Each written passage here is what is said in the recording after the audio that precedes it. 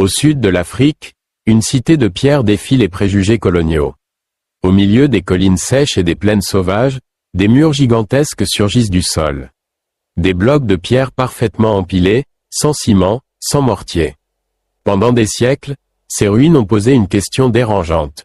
Qui a construit cette ville? Lorsque les Européens découvrent le site au XIXe siècle, leur réponse est immédiate. Selon eux, une telle architecture ne pouvait pas venir d'Afrique. Alors ils inventent des histoires. Certains parlent des Phéniciens, d'autres d'Arabes, certains évoquent même des personnages bibliques. Tout, sauf des Africains. Mais l'archéologie moderne a fini par rétablir la vérité. Cette cité monumentale a bien été construite par une civilisation africaine. Une civilisation puissante et organisée. Voici l'histoire de Great Zimbabwe. Entre le XIe et le XVe siècle, cette ville devient le centre d'un royaume prospère. Son nom signifie « grande maison de pierre », et ce nom n'est pas exagéré. Les murs de la cité atteignent parfois plus de 10 mètres de hauteur et s'étendent sur des centaines de mètres.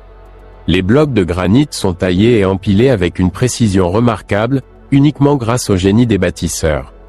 Au cœur du site se trouve une immense enceinte circulaire connue aujourd'hui comme la Grande Enceinte.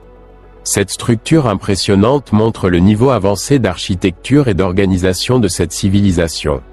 À son apogée, la ville abrite des milliers d'habitants.